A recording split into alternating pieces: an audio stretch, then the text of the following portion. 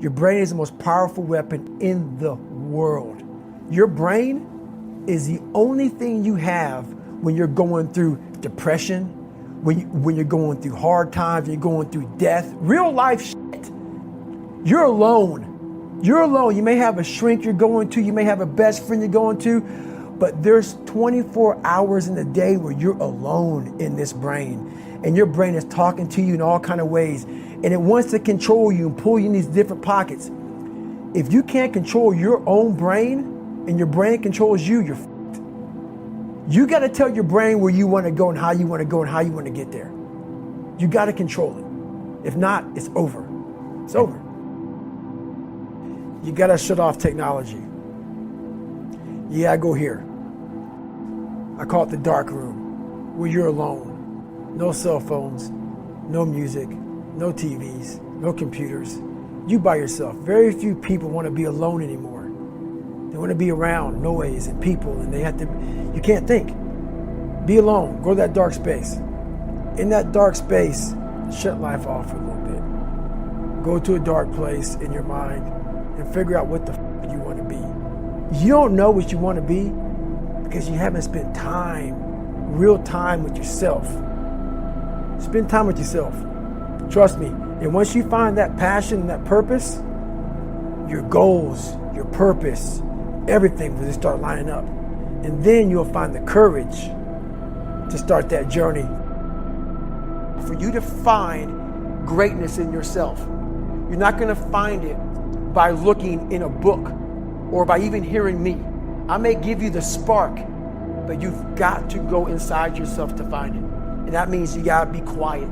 Shut the f up, go in a room, stop talking, search your soul, search your mind, search your abilities, and you'll find it. But if you're not looking for it, you won't find it. So you got to go start your journey.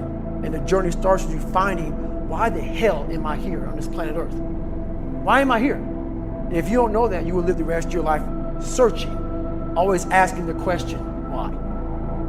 The most important conversation you will ever have in your life is the one you have with yourself. You wake up with it, you walk around with it, you go to bed with it, eventually you're going to act on it.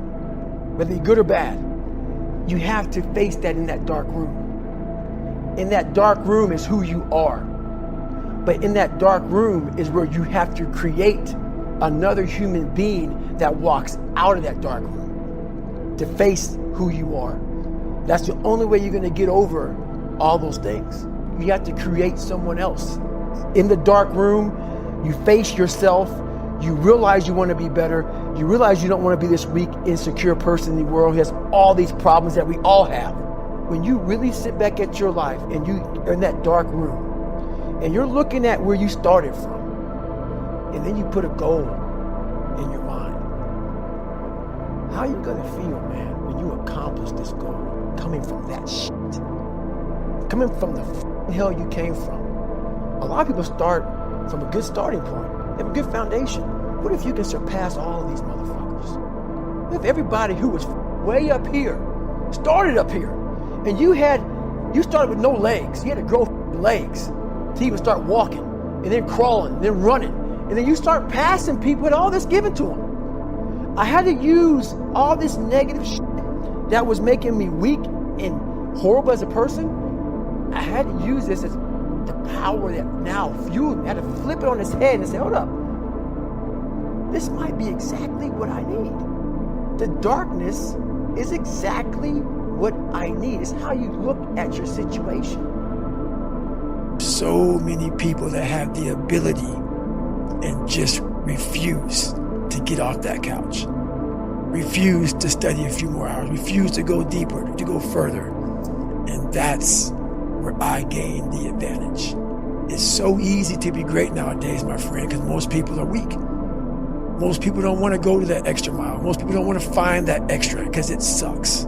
It's miserable. It's lonely. Hard times create hard men. Hard men create soft times. Soft times create soft men. Soft men create hard times. We are now around soft men and hard times. You can't be weak. And in this country, being weak is thought of as a virtue. Jordan Peterson has a really interesting way of looking at this, and he said it to me once, and it made a lot of sense. He said, people think that you should be weak and you should be docile, and then you should be a pacifist. He goes, no, you should be a monster.